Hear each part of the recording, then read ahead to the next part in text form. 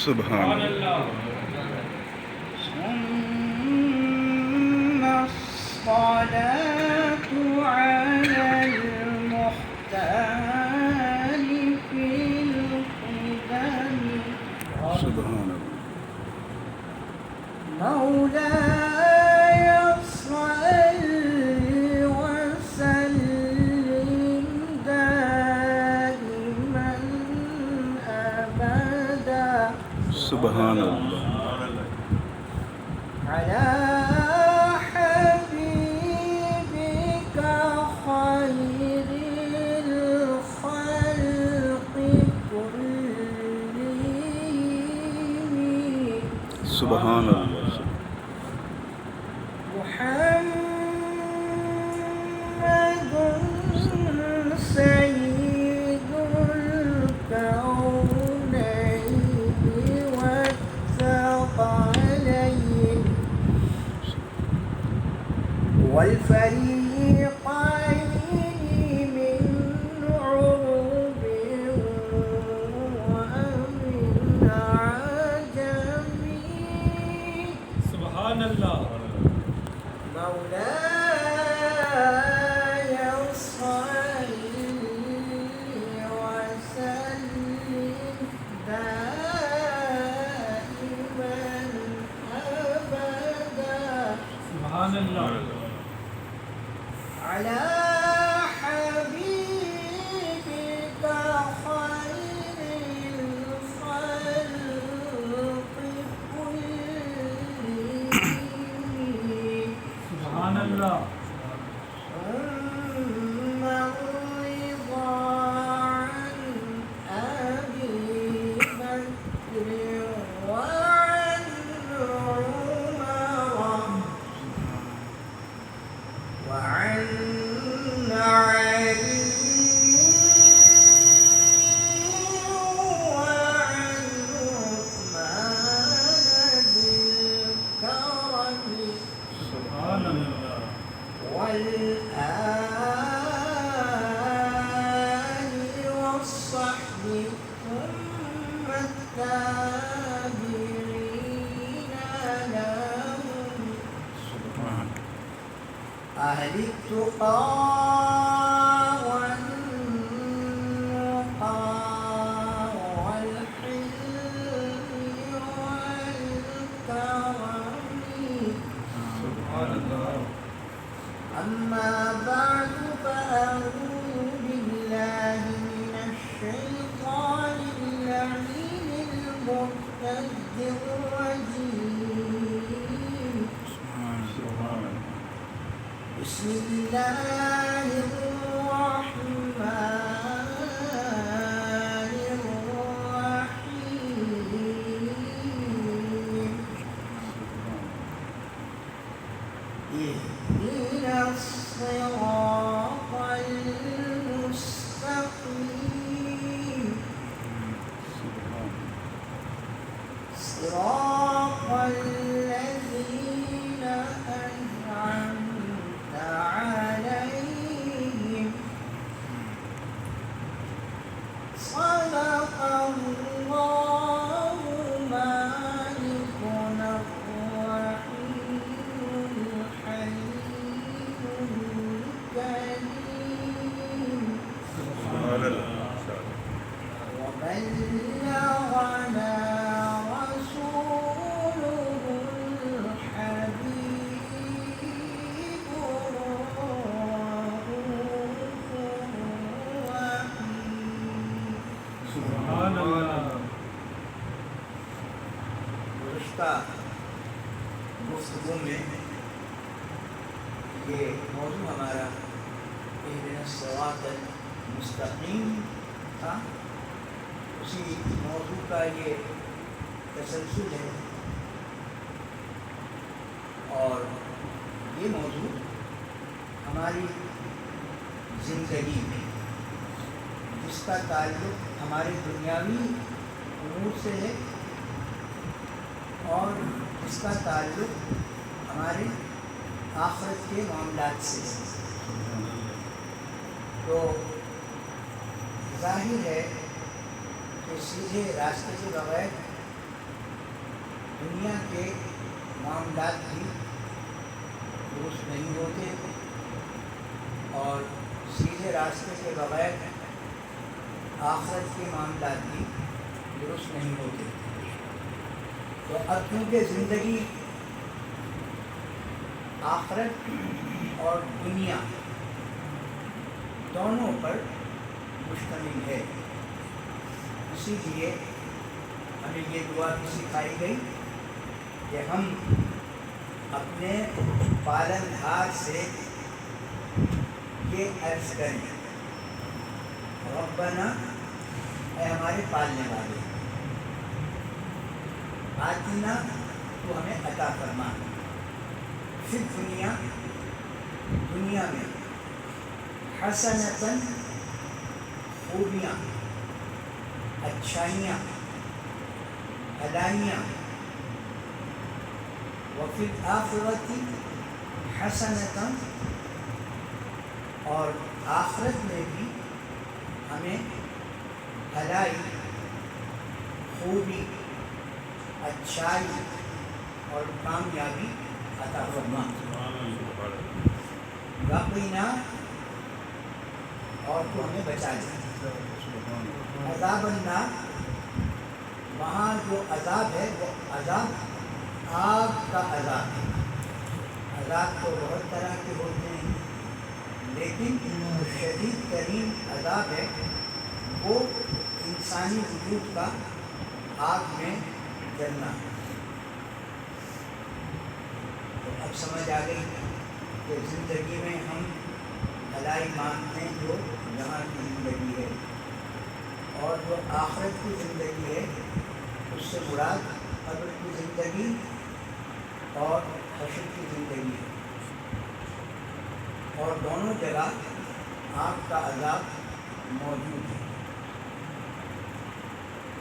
دنیا میں جتنے کام ہمیں درپیش ہوتے ہیں، ہماری کمزوریاں ہمارے ساتھ ساتھ چلتی ہیں. ہماری کمزوری ہماری اولاد، ہماری کمزوری ہمارا مال، اسے یہ کہا گیا انما اموالکم و اولادکم فتنہ، کہ تمہاری اولاد اور تمہارا مال تمہارے لیے آزمائش ہے. اور اولاد، مال، انسان کا اختیار، انسان کا منصب، انسان کی اپنی ذات، یہ تمام انسان کی کمزوریاں ہیں. وہ اس لیے خلق الانسان ضعیفا، کہ انسان کو پیدا ہی کمزور کیا گیا. اب ایک تو یہ پیدا کمزور ہوا، دوسرے اس کی کمزوریاں بہت زیادہ ہیں، تیسرا یہ کہ عقل کے لحاظ سے انسان بہت دفعہ اپنی عقل کو استعمال نہیں کرتا. جذبات کے لحاظ سے انسان بہک جاتا ہے. تو کوئی بھی انسان زندگی کے کسی بھی لمحے میں امتحان سے باہر نہیں ہوتا، لیکن وہ یہ سمجھتا نہیں کہ انسان بھولتا ہے.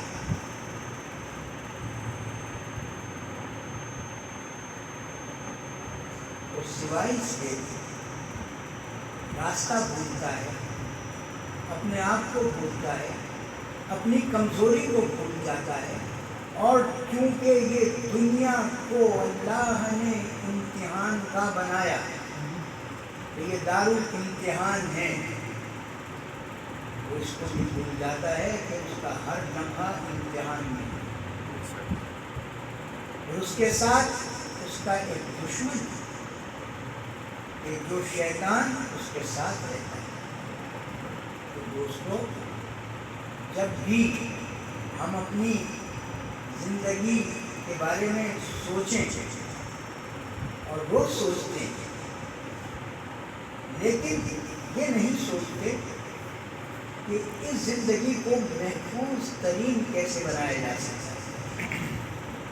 امتحان پیش نہ آئے، دشمن کا حملہ کامیاب نہ ہو، دنیا کے اندر جو کمزوریاں اور ضعف انسان کے ساتھ لاحق ہے وہ کمزوری انسان پر غالب نہ آئے، تو بہترین سوچ تو یہ ہے کہ جب انسان اپنی کمزوریوں کو سمجھنے کے بعد اپنی کمزوریوں کو دور کرے، لیکن انسان کیونکہ پیدائش میں نہ اپنے پیدا ہونے پہ قدرت رکھتا ہے اور نہ اپنے مرنے پر قدرت رکھتا ہے، اسی طرح وہ زندگی جس زندگی پہ اس کا سلسلہ چلتا ہے وہ سانس، اس سانس پر بھی انسان قدرت نہیں رکھتا، تو پھر وہ کیا کرے؟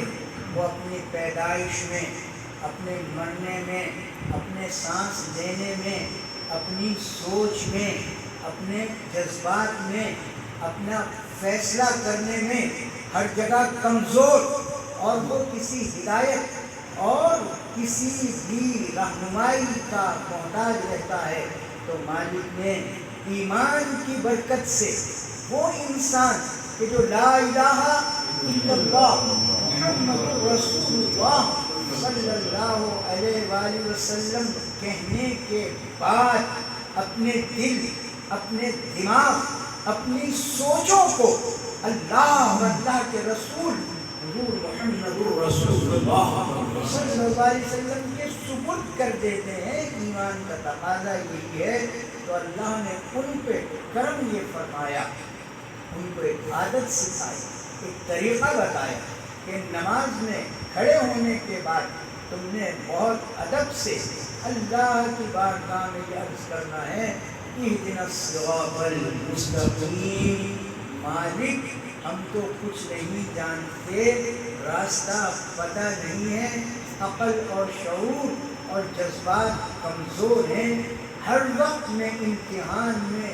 مبتلا ہوں، دشمن میرا شیطان میرے ساتھ ہے، راستہ جو ہے وہ بہت کٹھن ہے، راستہ نظر نہیں آتا، یہ شک اور شبہ اور تشکیک کے بادل میرے ساتھ رہتے ہیں کہ اللہ تو ہی ہے، اہدنا الصراط المستقیم، تو مجھے اس دنیا میں بھی سیدھے راستے کی طرف رہنمائی فرما کہ میں اس دنیا میں رہ کے کیا کروں، اور آخرت کی جو میری زندگی ہے جو میرے بس میں نہیں ہے، پھر آخر میری اس زندگی کے ختم ہونے کے بعد وہ زندگی میرے سامنے آنے والی ہے، مالک قبر و حشر کے راستے میں نہیں جانتا، تو میرے ایمان میں اتنی روشنی پیدا کرتے کہ وہ راستے کی میں جانتا۔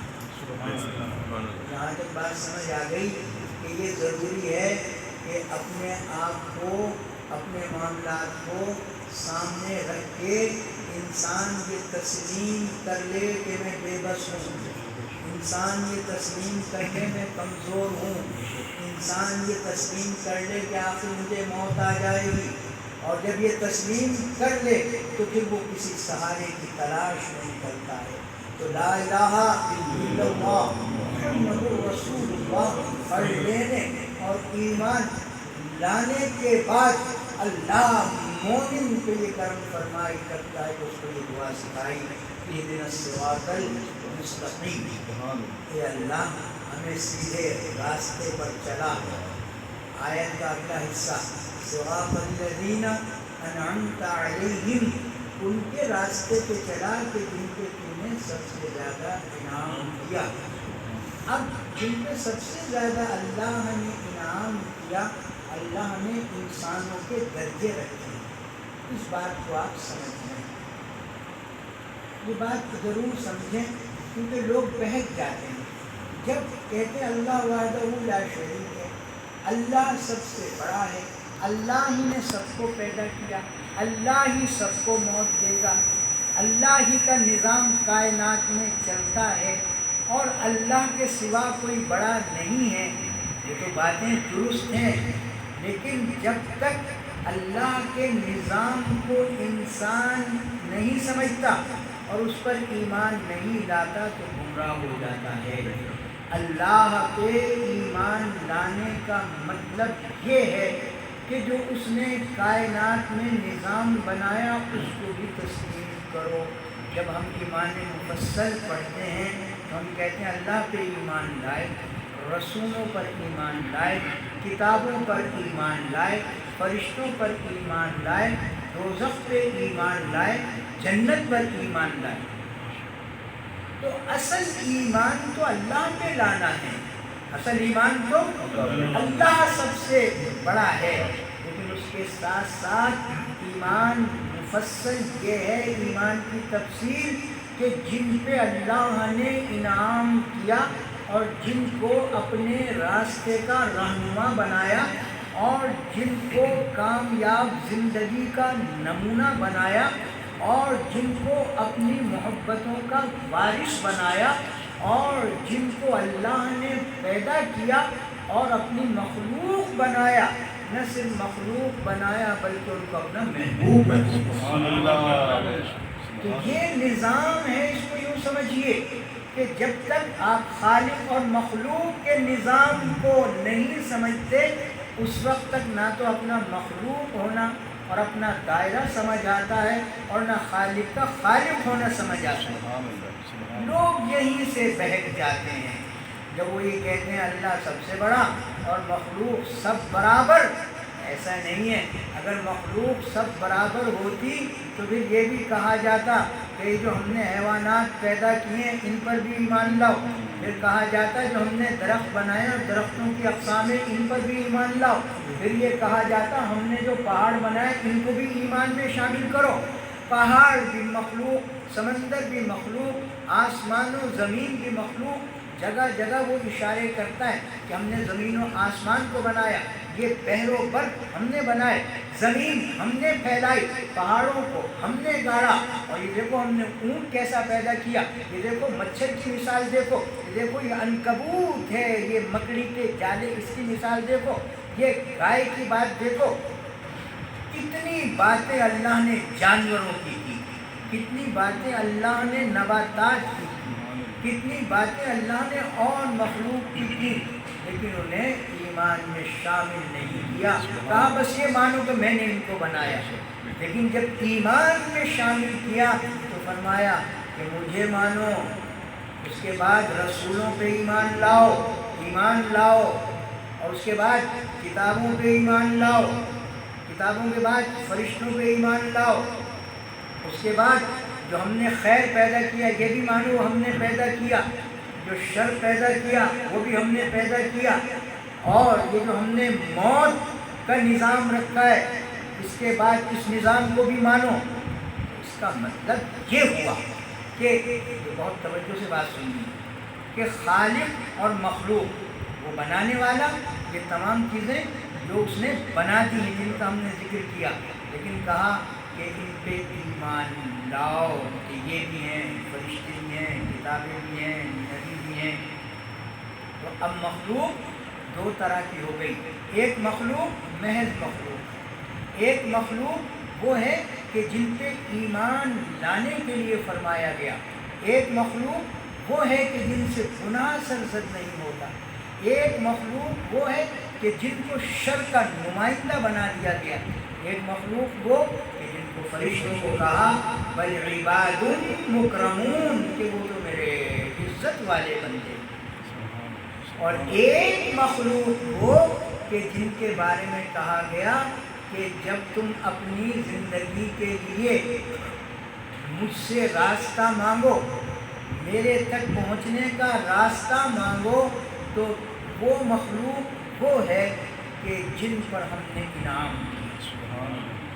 تو اگر تم میرے نزدیک پہنچنا چاہو، خالق اور مخلوق کا رشتہ برقرار رکھنا چاہو اور اس رشتے کو پہچاننا چاہو، تو اس مخلوق کو تسلیم کرو، ایمان لاؤ کہ جس مخلوق کو ہم نے اپنا محبوب کر کے۔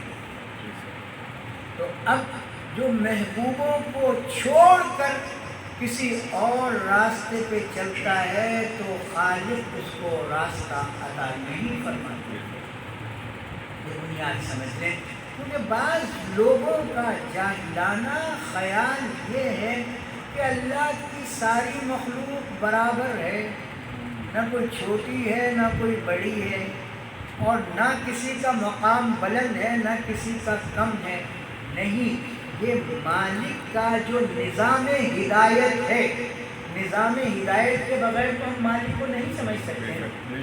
مالک کا جو نظام ہدایت ہے، اس نظام ہدایت میں ضروری ہے کہ وہ اللہ کے بندے کے جن پہ اللہ نے انعام فرمایا اور ان کو اپنے قریب کر دیا، اور قریب کرنے کے بعد اتنا قریب کیا کہ اگر کوئی انسان اللہ کی قربت تلاش کرنا چاہے تو ان مقرب بندوں کا راستہ تلاش کرے کہ جن کو اللہ نے اپنی محبت سے اپنے قریب کیا۔ ان مقرب بندوں کی قربت اور ان مقرب بندوں کے تعلق کے بغیر اللہ کا جو ہدایت کا راستہ ہے وہ شروع ہی نہیں ہوگا۔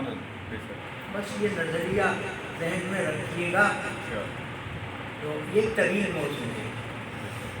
اب جتنی بھی مخلوق ہیں، آپ چاہیں کہ کسی پڑھا لکھا ایک کافر، ایک پڑھا لکھا یہودی عیسائی، وہ عبادت گزار بھی ہو، آپ اس کے راستے پہ چلنا چاہیں تو کیا وہ مالک کے مقام تک پہنچا دے گا؟ ایک بہت عبادت گزار ہندو رشی ہے، جو ہندو درویش سادھو ہے، تو جن رات اسے دنیا سے کوئی غرض نہیں ہے، آپ اس کے قریب ہو جائیں، نہ تو وہ آپ کو دنیا کا راستہ بتا سکتا ہے نہ وہ آخرت کا راستہ۔ دنیا تو وہ چھوڑ گیا، اور آخرت کے لحاظ سے کہ وما لہم فی الآخرۃ من نصیب، ان لوگوں کا آخرت میں کوئی حصہ ہی نہیں ہے۔ تو راستہ کس کا؟ ربنا آتنا فی الدنیا حسنۃ وفی الآخرۃ حسنۃ وقنا عذاب النار۔ ان کا راستہ کہ جنہوں نے دنیا کے اندر اپنی زندگی کو مالک کی محبت میں گزارا، ان کا راستہ کہ جن کا لمحہ دنیا میں، اس دنیا میں رہ کے لا الہ الا اللہ محمد رسول اللہ صلی اللہ علیہ وسلم میں بسر ہو گیا، اور جن کے ہر سانس کے اندر لا الہ الا اللہ محمد رسول اللہ صلی اللہ علیہ وسلم کی خوشبو رچی رہی اور بسی رہی، اور جب دنیا سے انہوں نے سفر کیا تو ان کے آخری سانس میں بھی لا الہ الا اللہ محمد رسول اللہ صلی اللہ علیہ وسلم بھی تھا۔ پھر جب وہ قبر میں اترے تو لا الہ الا اللہ محمد رسول اللہ صلی اللہ علیہ وسلم کی روشنی ان کے ساتھ قدم ہوئی۔ پھر جب وہ اٹھے، اب آخرت کا سفر شروع ہوا، پھر جب وہ اٹھے حشر میں، تو حشر کے اندھیروں میں، حشر کی ہولناکیوں میں، سخت گرمی میں، ان کے پاس جو محبت کا توشہ تھا، ان کے پاس جو محبت کا زاد راہ تھا، کہ جس راستے پہ اللہ نے ان کو چلا دیا تھا، لا الہ الا اللہ محمد رسول اللہ صلی اللہ علیہ وسلم کی روشنی ان کے ساتھ۔ حضور صلی اللہ علیہ وسلم نے جو فرمایا کہ میں نے اپنے اللہ سے یہ بات سنی کہ لا الہ الا اللہ محمد رسول اللہ یہ میرا قلعہ ہے۔ اللہ نے فرمایا حبیب پاک صلی اللہ علیہ وسلم کو کہ لا الہ الا اللہ محمد رسول اللہ صلی اللہ علیہ وسلم یہ میرا قلعہ ہے، اور جو اس قلعے میں داخل ہو گیا وہ نجات کا۔ اہدنا الصراط المستقیم، یہ راستہ مانگنا ہماری ضرورت ہے، یہ راستہ مانگنا ہماری مجبوری ہے۔ اگر یہ محبوبوں کا راستہ، مخلوق میں کن کا راستہ؟ محبوبوں کا راستہ، اللہ کے ان لوگوں کا راستہ کہ جن کو اللہ نے اپنے نزدیک کر لیا، جن کو اللہ نے اپنے قریب کر لیا، ان کا راستہ مانگنا اس لیے ضروری ہے کہ تاکہ دنیا میں بھی ہم گمراہی کا شکار نہ ہو سبحان اللہ سبحان اللہ اور آخرت میں بھی ہم گمراہی کا شکار نہ ہو سکیں، نہ یہاں رہتے ہوئے راستہ بھولیں، نہ مرتے ہوئے راستہ بھولیں، نہ قبر کے اندھیرے میں ٹامک ٹوئیاں ماریں، نہ حشر کے میدان میں، وہ ایک حشر کے میدان میں کہتے ہیں اتنا پسینہ بہے گا انسانوں کا کہ سمندر بن جائے گا اور لوگ اس نمکین پانی میں ڈبکیاں لے رہے ہیں۔ تو لا الہ الا اللہ محمد رسول اللہ صلی اللہ علیہ وسلم کی روشنی اور قوت جس کے پاس ہوگی اسے سلامتی کا راستہ حشر میں بھی نصیب ہوگا۔ وہ ان ڈبکیوں سے، وہ تیرنے سے بچے گا، وہ حشر کی گرمی سے بچے گا، کیونکہ اس نے ہمیں جو بتایا گیا کہ اہدنا الصراط المستقیم دونوں جہانوں کے راستے مانگنا ہے۔ آج راستہ مانگو گے تو کل کا راستہ آسان ترین ہوتا چلا جائے گا۔ اہدنا الصراط المستقیم۔ ہماری گفتگو کے یہ دو نقطے تھے، ہم یہاں تک پہنچے۔ اگلا نقطہ ہماری گفتگو کا یہ ہے کہ وہ جو اللہ کے محبوب ہوتے ہیں، ایک تو بات میں دوہرا دیتا ہوں تاکہ بات ذہن میں رہے، کہ اس بات کو ذہن سے نکالیں اللہ سب سے بڑا ہے، ساری مخلوق اس نے بنائی، ساری مخلوق ایک جیسی ہے۔ یہ اللہ کا عطا کردہ ایمان کا نظام نہیں ہے۔ نظام ہدایت یہ ہے کہ کچھ مخلوق کمتر ہے، کچھ برتر ہے، کچھ بدتر ہے، کچھ بدتر ہے، اور کچھ اتنی برتر ہے کہ ان کے نام ہی لینے سے انسان برتر ہونا چاہیے۔ لوگوں کو لوگ علم کے نام پہ بہکاتے ہیں، کہتے ہیں چھوٹی بڑی مخلوق اللہ کے سامنے ایک جیسی ہے۔ یہ بہت بڑی جہالت ہے اور بہت بڑی منافقت ہے، اور ایمان کے نام پہ ڈاکہ ڈالنے کی یہ بہت بڑی جسارت ہے۔ سب چھوٹی بڑی مخلوق اللہ کے سامنے ایک طرح کی ہے، یہ نہیں ہے۔ اللہ کہتا ہاں بات تو یہی ہے، ہم بھی پیدا ہوئے، وہ بھی پیدا ہوئے، چھوٹے بھی پیدا ہوئے، بڑے بھی پیدا ہوئے، لیکن مالک کے نظام کو نہیں بدلا جا سکتا۔ اس نے نظام یہ رکھا کہ اہدنا الصراط المستقیم کہو، یہ سیدھا راستہ دکھا، اور ساتھ سیدھے راستے کا حوالہ دو کہ راستہ وہ کہ جس مخلوق پر، جن مخلوقوں پر اللہ تمہیں انعام کیا۔ یہ بات ذہن میں رکھیں۔ تو اب ہم بھی مخلوق ہیں نا، ہم کیا ہیں؟ محتاج ہے نا اللہ کے، لیکن اللہ نے یہ نظام ایسا بنایا ہر انسان کو دوسرے کا محتاج کر دیا۔ ہمیں والدین کا محتاج کیا، یہ ہے نا محتاج۔ تو ہمارے ماں باپ کو بھی اللہ نے بنایا، ہمیں بھی اللہ نے بنایا، لیکن یہ بتائیے ہم کبھی اپنے ماں باپ کے برابر ہو سکتے ہیں؟ لہٰذا فرق پڑ گیا۔ تو بس یہاں تک یہ بات سمجھیں۔ اب یہ آخری بات کہہ کے میں بات ختم کر رہا ہوں کہ جب کوئی بندہ، اللہ نے ایک اور نظام ہدایت بنایا، کیونکہ ہم اہدنا الصراط المستقیم پہ بات کر رہے ہیں نا، ہمیں اللہ ہدایت کا راستہ دے، تو اللہ نے سب سے بلند جو ہدایت کا راستہ رکھا اور سب سے بلند جو ہدایت کا معیار رکھا، اس ہدایت کے بلند معیار کا نام محمد رسول اللہ صلی اللہ علیہ وسلم ہے۔ اسی لیے اس بلند نام کو اپنے نام کے ساتھ رکھا، لا الہ الا اللہ محمد رسول اللہ۔ یہ مخلوق ہے، میں خالق ہوں، لیکن اس مخلوق کا نام اقدس اور اس مخلوق کے وجود کو میں نے اپنے ساتھ سنا، اور یہ میں کبھی جدا نہیں کرتا۔ پھر دوسری دلیل یہ کہ ہدایت، تمہیں ہدایت کیسے ملے گی؟ کیونکہ ہدایت کا سب سے بلند معیار تو یہ ہے، سب سے زیادہ انعام تو ان پہ فرمایا، اتنا انعام فرمایا کہ اپنے سے جدا نہیں کیا۔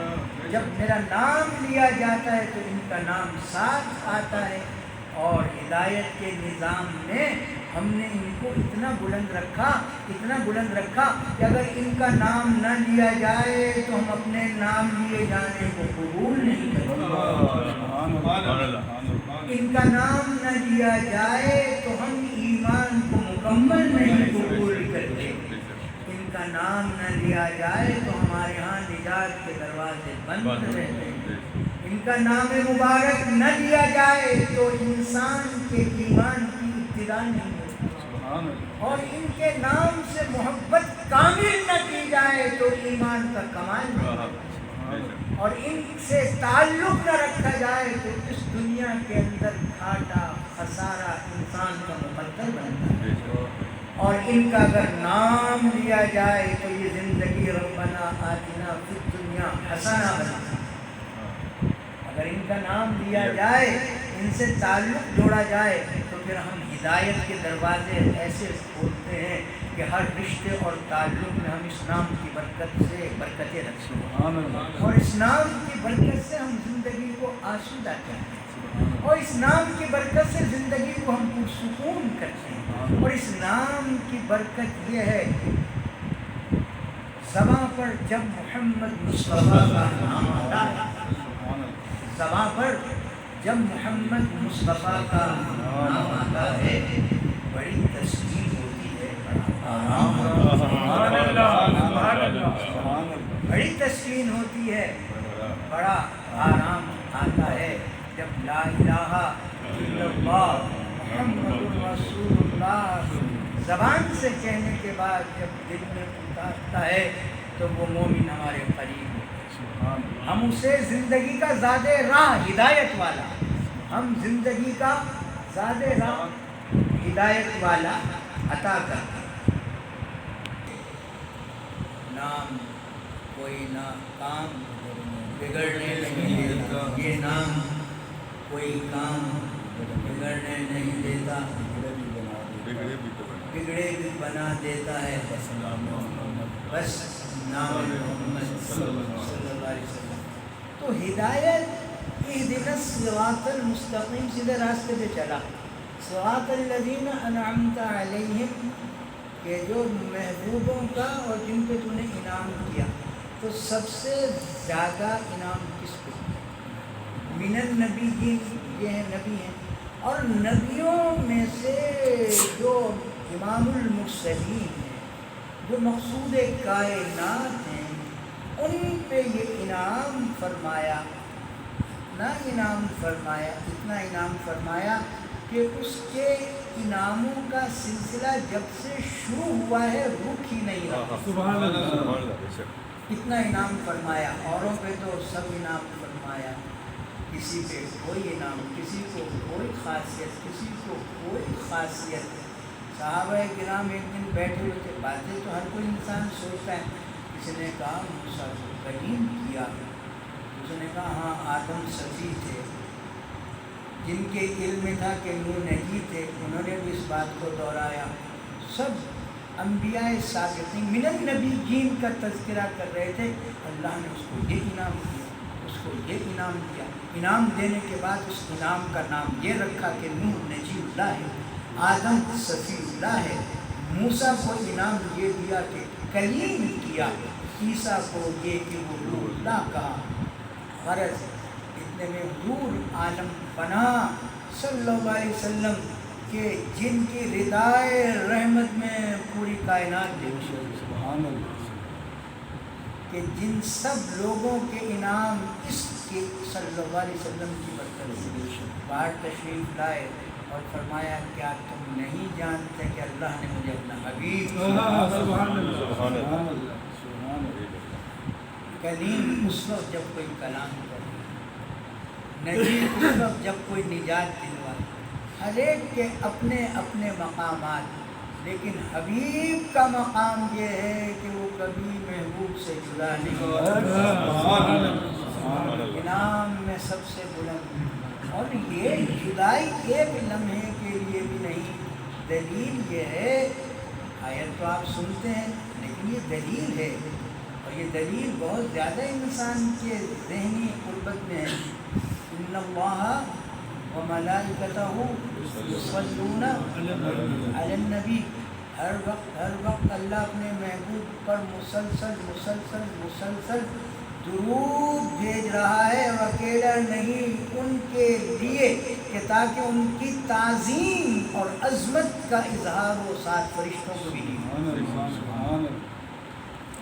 اور یہی نہیں، اس کے بعد وہ تو شروع سے بھیج رہا ہے، جب وہ اپنے حجرے مبارکہ میں، تب میدان جنگ میں، تب مسجد کے مصلی پہ، تب عوام الناس میں بیٹھے ہوں، تب فرش نشین ہوں، تب عرش کی طرف پرواز کریں، تب وہ سلسلہ درود و سلام رکتا نہیں۔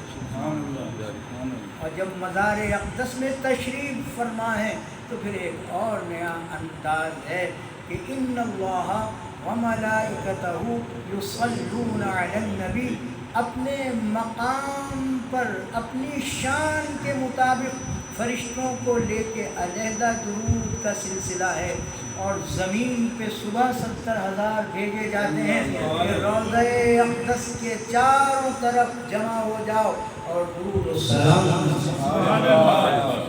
اور یہ تمہارا اعزاز ہے، حضور کا اعزاز نہیں ہے، تمہارا اعزاز ہے کہ تمہیں برائے زیارت بھیجا، اور بس تمہیں زندگی میں ایک ہی دفعہ نصیب ہوگا، پھر شام کو جو آئیں گے ان کو ایک دفعہ زندگی میں بھیجا جائے گا۔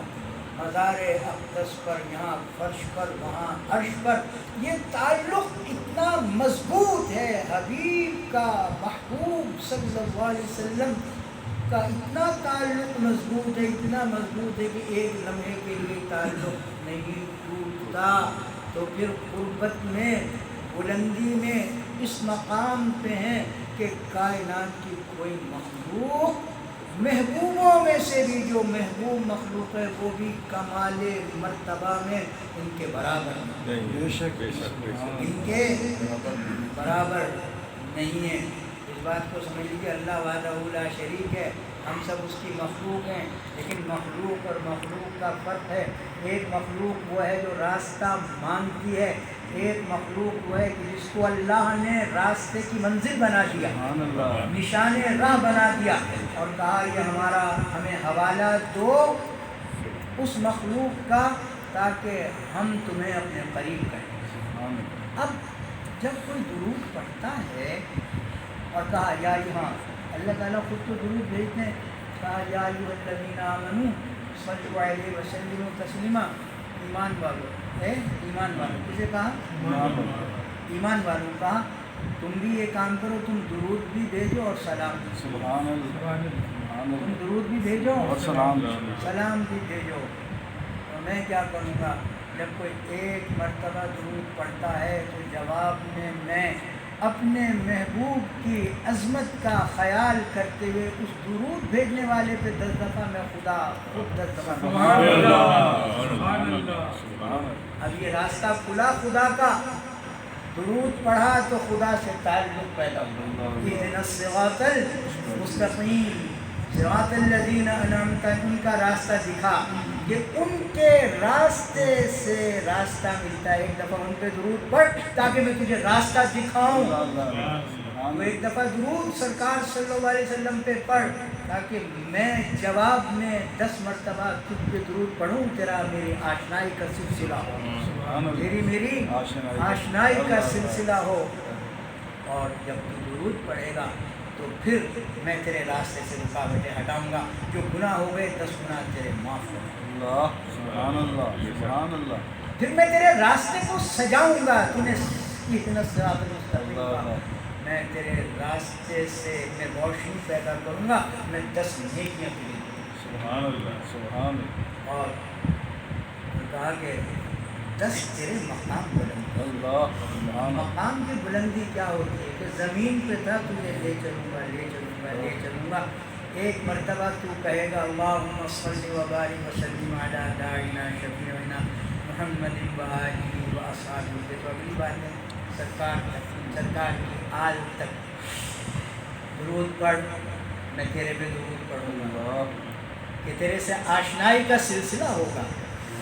انہیں مجھے کہا، میں نے تجھ پہ درود پڑھا، تیرے راستے پہ کانٹے ہیں۔ اللہ تسبیح مانگ. سبحان اللہ تیرے راستے میں روشنی کروں گا کہ نیکی روشنی کا نام. اللہ تیرے راستے کو اہدنا الصراط المستقیم، راستے کو دیکھ یہ راستہ کیا ہے. اور اس کے بعد تیرے 10 درجے بلند کروں گا. صرف تیرا راستہ صاف آشنائی پیدا نہیں کروں گا، راستہ ہی صاف نہیں کروں گا، تیرے راستے میں روشنی نہیں کروں گا، بلکہ تجھے اپنی طرف بلند کرتا تجھے اپنے قریب کرتا رہوں گا. اور صراط الذین انعمت علیہم یہی ہے کہ تو میرے قریب ہوتا جائے گا، تو میرے قریب ہوتا جائے گا، راستہ تیرا طے ہوتا جائے گا. سمجھ آ گئی. اہدنا الصراط المستقیم میں راستہ مانگتے ہیں، وہ راستہ ہے کیا؟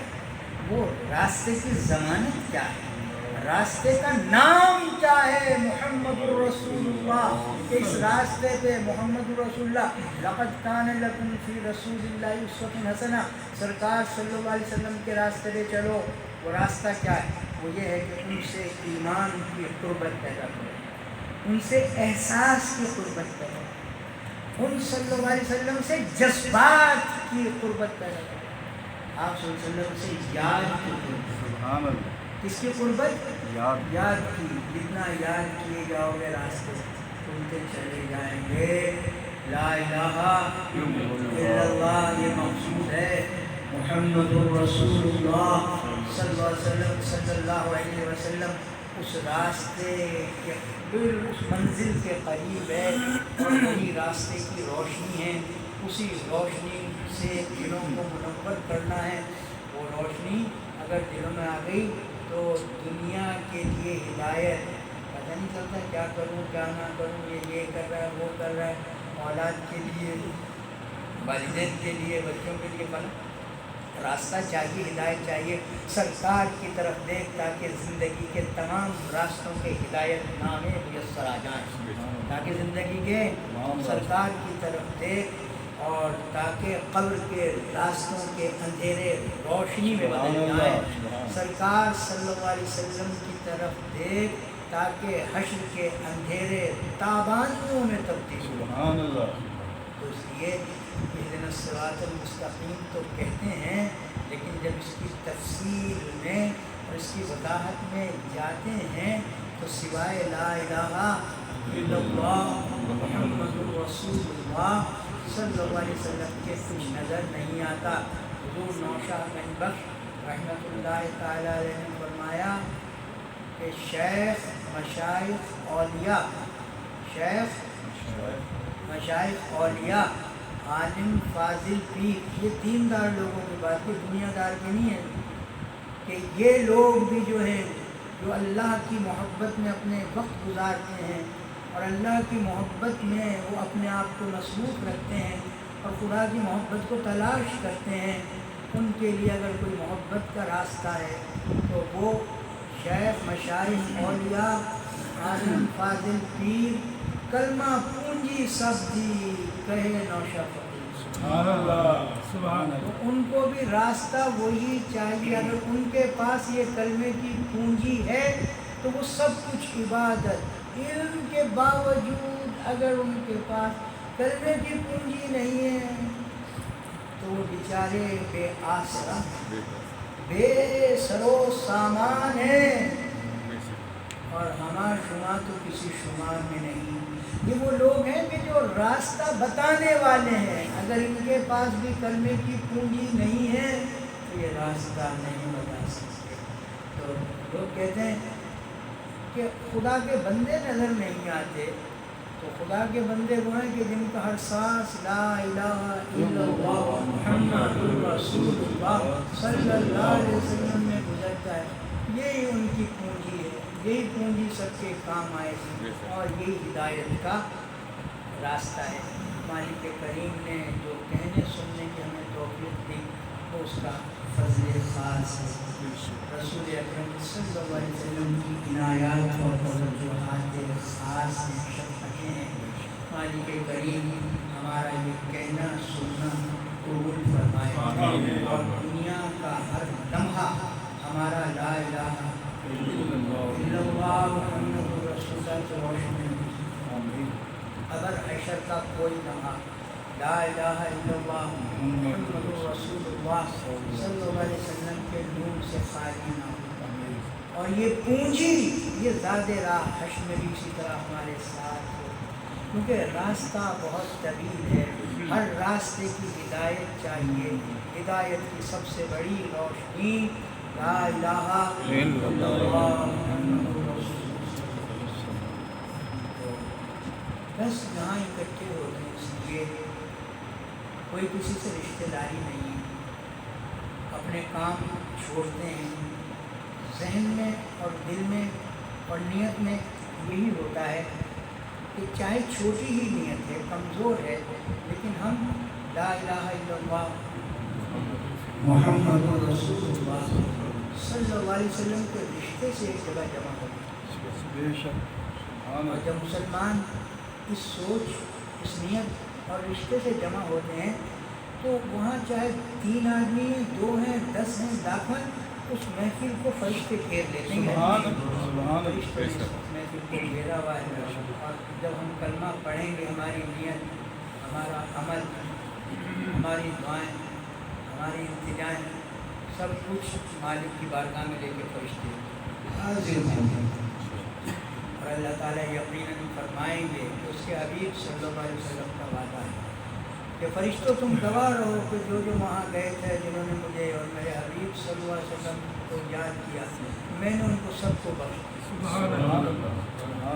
تو مالک کچھ اور لوگ بھی گئے تھے جو اس نیت سے تو نہیں گئے تھے، وہ ویسے ان نیت والوں کے ساتھ شامل ہو گئے تھے، ان کے بارے میں حکم فرمایا جائے گا، تم گوارو میں نے ان نیت والوں کی وجہ سے ان بے نیت والوں کو سبحان اللہ سبحان اللہ پوری توجہ کے ساتھ، یہ مہینہ انعام کا مہینہ ہے، سبحان اللہ، یہ مہینہ احسان کا مہینہ ہے کہ اللہ نے جب پوری کائنات پہ احسان کیا، اور یہ وقت جب آتا ہے تو مالک کی رحمت کے دروازے کھلتے ہیں، اللہ وحدہ لا شریک، اس کے حبیب اکرم صلی اللہ علیہ وسلم، اللہ کے محبوب اعظم صلی اللہ علیہ وسلم کا ذکر ہے، پوری توجہ، پوری نیتوں کے ساتھ کہ اللہ تعالیٰ ہماری دین، دنیا، آخرت، قبر، حشر، گھر باہر، ہر طرح کی مصیبتیں اور پریشانیاں اس حاضری کی برکت سے دور فرمائے۔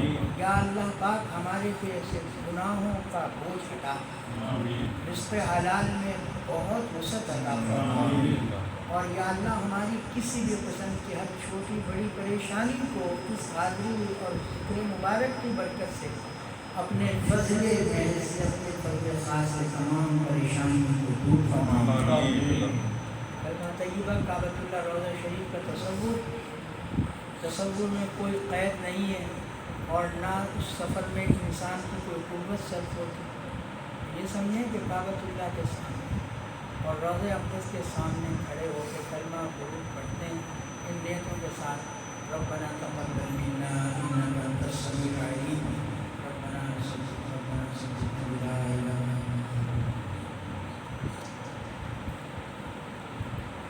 لا الہ الا اللہ محمد رسول اللہ صلی اللہ